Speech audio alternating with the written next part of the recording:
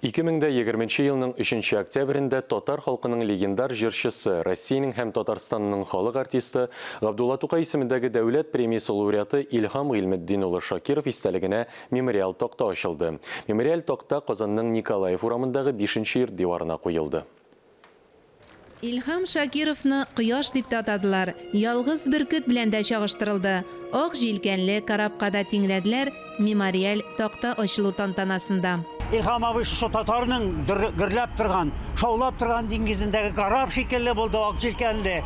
Ул ак җилкәнле карап бөтен дөнья буйлап, бөтен диңгезләр, океаннар буйлап Илһам абый үзе барып җитмәсә дә җырлары барып җитте. Бөтен дөньяга таралды. Шуңа күрә аның бөеклеген без зурлап, аны хөрмәт итеп, һәр даим аның җырларын биреп торырга тиеш радио телевидениеларда күрсәтеп, халыкка аңлатып, шоу программа белән генә булмый. Илһам абыйның бөек җырлары яшәргә тиеш. Илһам ага вафатыннан соң аның яңа тормышы башланды. Ул үзе исән чакта аның тормышы бер төсле иде. Без аның белән горурлана идек, аның белән очраша идек, аның сәхнәләрдә күреп куана идек. Инде вафатыннан соң ул легенда булып яши башлады. Ул аның рухи яши башлады. Аның бәясе, дәрәҗәсе тагын да арткан шикелле булды. Менә без көн саен Илһам агайны радиоданмы, телевизорданмы, яисә башка урындамы тыңлыйбыз икән, халкыбызның ни кадәр рухи яктан бай икәнен күз алдына китерәбез. Мин бүгенге көндә татарның җыр сәнгатен, моң сәнгатен Илһам Шакировтан башка күз алдына да китерә алмыйм. Тиңе булмаган җырчының исемен мәңгеләштерү максатыннан Татар моңы халыкара җыр фестиваленә, концертлар залына Илһам ага Шакиров исеме бирелде. Туган авылы Яңа Бүләктә бюсты ачылды. Әлеге истәлекле чаралар дөрестән дә киң аяк белән атлап килә алга таба. Бүгенге чара безнең әлеге истәлекле тактаны ачу.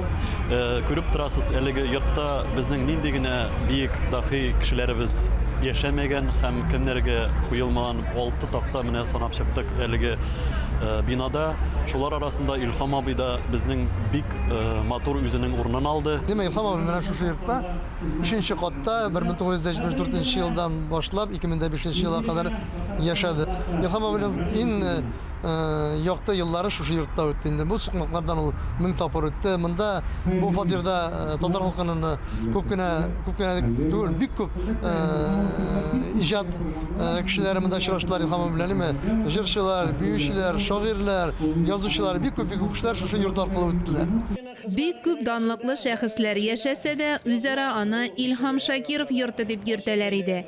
Рәсми ачылыш барышында фатир хуҗасы Илһам Шакировның киң күңелле булуын да искәрттеләр. Ишеге һәр вакытта да ачык иде. Күп кенә туган җырлар шушы фатирда да беренче тапкыр ишетелделәр. Тантаналы чара барышында мемориал тактаның авторы скульптор Фәнил Вәлиуллин чыгыш ясады. Шулай ук рәсми затлар, Татар филармониясе артистлары һәм хезмәткәрләре, җырчының сәхнәдәшләре, күренекле җәмәгать эшлеклеләре, театр артистлары, язучылар катнашты. Мөршидә Җиһан, Ринат Сәхипгәрәев, Татарстан яңалыклары.